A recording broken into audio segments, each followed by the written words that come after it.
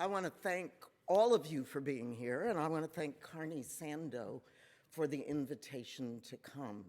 This is going to be an exploration for all of us. And the one thing we want to have happen for you today is for you to walk out of this room thinking about not them, but thinking about us and the we as we march forward. You know, the interesting thing about diversity work is that the very name diversity begins to polarize people. And we begin to separate ourselves into different groups.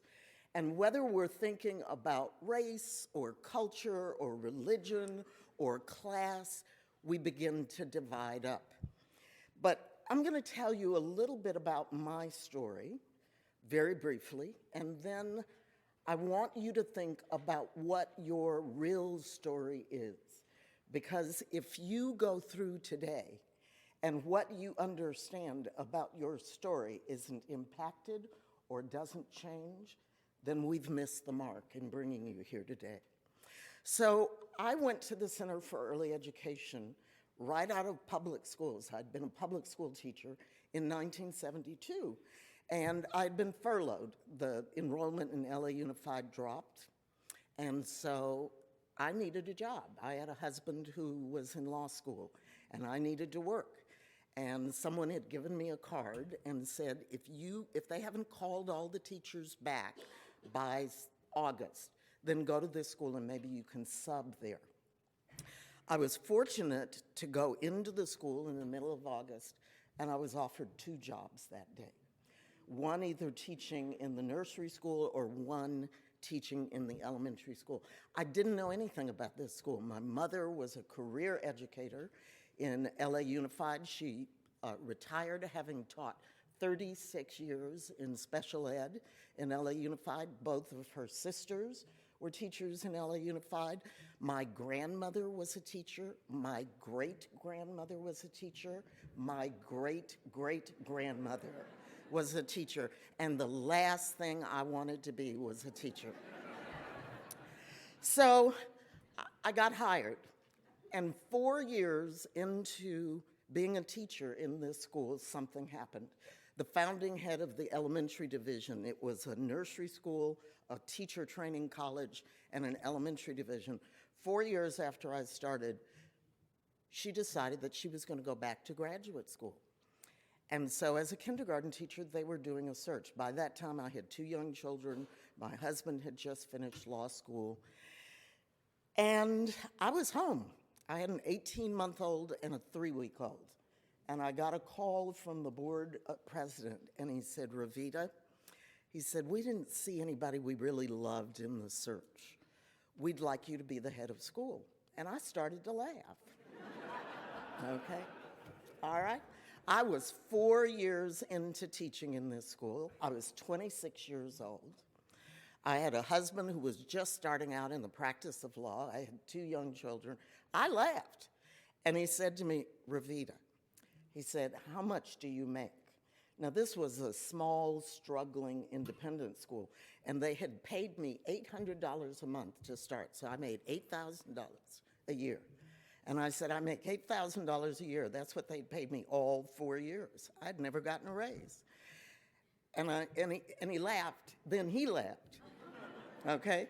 And he said, we'll pay you 16. I said, I'll take it. So that's how I became a head of school. There are no long, lofty stories, okay? Sometimes you just have to be in the right place at the right time, okay? Because I had taken the LSAT. My intention was to go to law school. That had been my intention when I took the job as a teacher. I was going to put my husband through law school, let him get established, and then I was going to law school. And all of a sudden, at 26 with 2 young children, I found myself the head of school in a school that had 6 diverse families in the school. Everybody else in the school was, as they say, white, okay?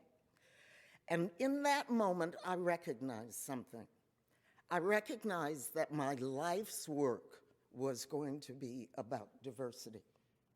My life's work was going to be spent learning the stories of other people.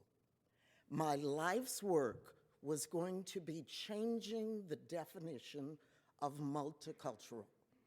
And my life's work was going to be finding a place and a voice on those issues that I knew was going to change over time.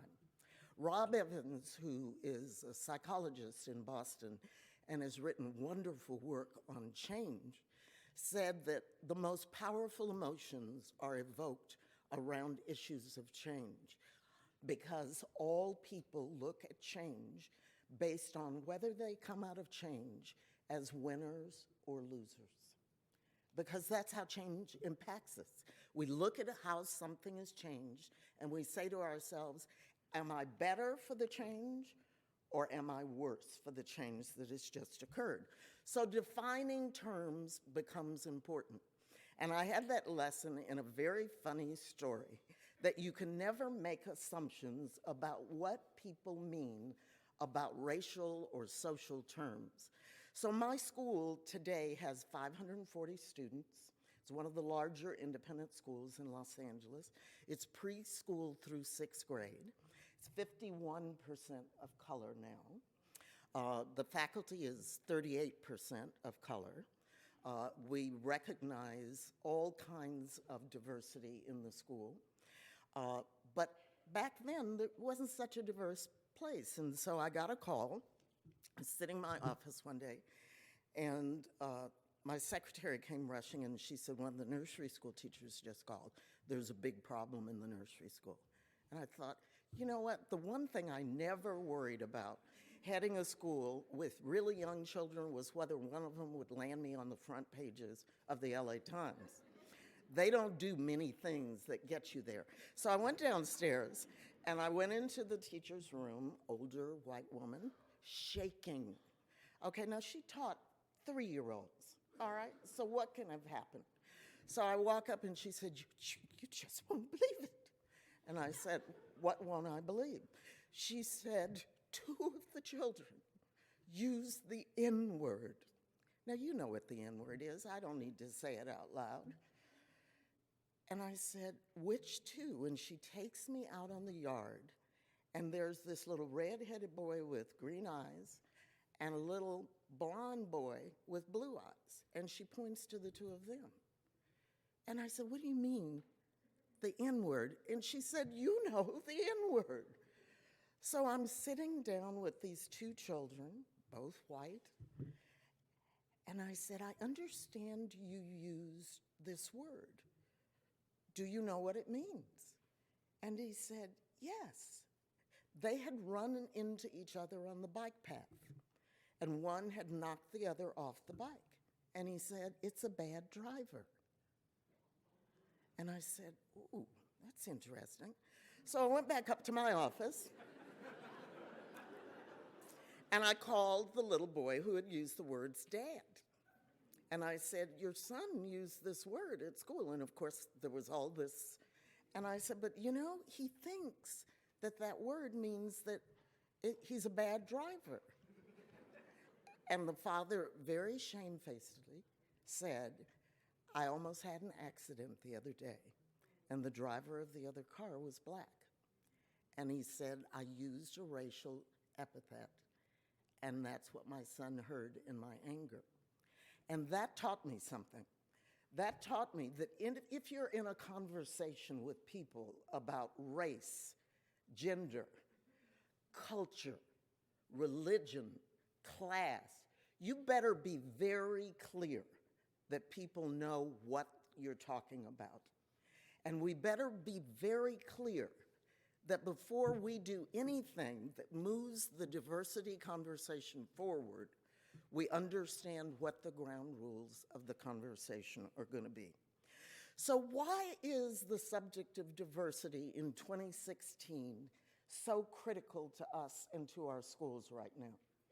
It's because we are in more of a crisis, I think, in this country than we have ever been in around diversity. You know, the Nielsen report came out on Tuesday this week. I don't know, didn't make a lot of headlines, but the big headline about it was that for the first time in decades, the number of television sets in American homes decreased in numbers. And at first, when I read the report, I thought, well, you know, maybe that's not such a bad thing.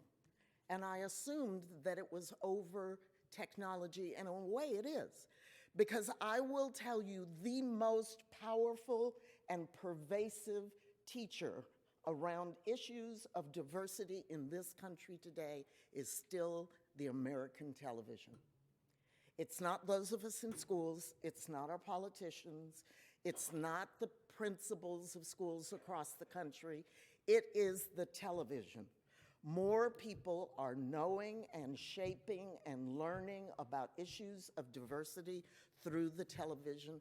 And just think about what you've heard on television in the last week and ask yourself if you want to relegate your responsibility as educators to the television for people to learn about one another. I want you to think about the political debates. I don't care what party you're in. I hope you are in a party, and I hope you're going to use your vote to make a difference in this country. Because if we just listen to the kind of rancor and divisiveness that we are hearing around the political questions in our country today, if we don't step up and take charge and have those conversations along both sides of the aisles in our schools, then we are relegating ourselves to a lifetime of hurt and pain in America. So as you think about it, the televisions that have decreased have not decreased because people have turned to other things. It's decreased because the number of poor in America have increased, and they can no longer afford the way today's televisions are connected. It's not a conscious decision to turn off the TV. It's a conscious decision to put food on their tables or to have cable connections in their homes. So your attitude about inclusion and what you must do to be included is worth a conversation today. When we talk about multicultural, it means that everyone in the school community has to be included in the feast. And one of the most surprising things in doing diversity work over the years is how so many people don't think they have a culture, okay? Now, the people who are sitting in this room who would be technically called people of color have known from the moment of their birth that they represented a culture. But I will contend that every person from the moment of their birth represents a culture. And you need to have that voice represented at the table. Because until people recognize that culture is pervasive and that whatever you represent in your DNA, whatever you represent in the history that you've learned from your parents and your grandparents about who you are and where you came from is a part of your culture. And it deserves a hearing and deserves to be recognized. So don't sit in this room and think of them and us. We are all about the we today. That's got to be the first tenet before you sit down and talk to anybody about a job or anybody about your place of work. The unacknowledged terror in our country today, and it's what has caused all of this angst, is that the majority is slipping into the minority. And for so long as a young country, we have identified ourselves in terms of majority and minority. And as that change occurs, part of the angry rhetoric we are dealing with is about the fact that people in that change are worried about what they're going to lose. And that's why the body politic and the course and the nature and the essence of the discourse around our political system today is so angry and so divisive. Angrier and more divisive than I think we've ever heard it. We know that the Constitution has given all of us the right to bear arms. What we didn't know when the men drafted the Constitution, and of course that's one of the problems with this document, it was written by men. We know that the problem isn't the right to bear arms, it's the right to be mentally healthy and have a gun in your hand that is creating the problems in our country. So when we think about the Constitution and we think we the people, many of us in that room understand that that history and that historical document under which we live today wasn't written about us. But now we are the we. Every one of us sitting in this room, we are the we. And it's organizations like Carney Sandoe, and it's our schools, and our society, and our neighborhood, and our fellowship that's going to give new meaning to we in the days and years ahead. So we have always equated power in the hands of numbers. And as those numbers change, so does the power. And that's what's frightening today, that the power is changing. And that's why the rhetoric has become more divisive, more hateful, and more exclusionary.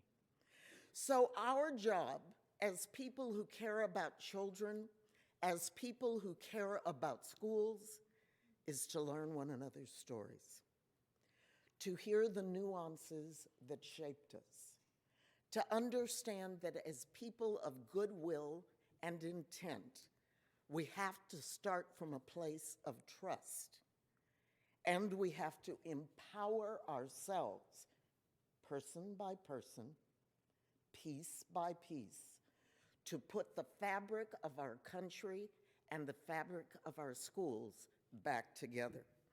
You have the power to persuade. Use your voice for positive change. So often, because of our experiences, we lift our voices in anger and in hatreds. Hatred has been an important part of the fabric of this country. As immigrant populations moved onto this continent, it was their hatred and fears of others that caused the domination and the change of power and culture. Insulting others, promoting negative stereotypes, encouraging fear instead of confidence is not helpful. And we and the children we teach see it every day on TV. Excluding rather than reaching out and inviting others to join us is important and critical work. You will not do it if you only push people farther away. We marginalize others when we don't care enough to open ourselves and share our stories. Our schools need to find the time and the ways to share those stories, because out of an understanding of another person's story and the humanity we share in common, that is the only way for this change agenda to work. There is no place for indiscriminate anger anymore, because angry people dominate the conversation. You know that the sound bites on the news, the headlines in the newspapers are all about anger. And when our young people look at our athletes, our politicians, our movie stars, think of the movies that are popular today and the box office draws. Think of the television shows. Think about how hard it is for a comedy today to last on television. We are so attuned to the polarizing events in our society, and all of it's based on anger. There is no place for anger in this dialogue. Resentment, absolutely. We have a lot to be resentful of on all sides of the aisle. But I will tell you that the most powerful emotion that we can take into these conversations is indignation. We should be indignant that there are people in this country who go to bed every night hungry, okay? We should be indignant that in parts of this country there are still beatings and lynchings. We should be indignant that there are schools being set up with the intent to promote hatred. We should be indignant that our national politic has so decomposed that we are talking badly about people of color, people who have gender orientation differences, the poor, the hungry, our very identity as men and women. We should be indignant that we have to bring you together in 2016, and the topic has to be around diversity. So I will say two things to you today. I am so glad you're here, but I want you to give your indignation a place to rest. And I want you to let it fuel your courage and your determination to make a difference. So I'm getting ready to retire. That's an interesting thing to contemplate, having been in the same school for 44 years. Because, you know, my first 14 years as a head of school, I was the only head of color in the state of California. So this work that you are embarking on will often be lonely. It'll be a little depressing. It'll be hard. It will bring you great joy, highs and lows. But the only way we can make a difference and have diverse conversations is that it becomes a part of our everyday dialogue. Thank you.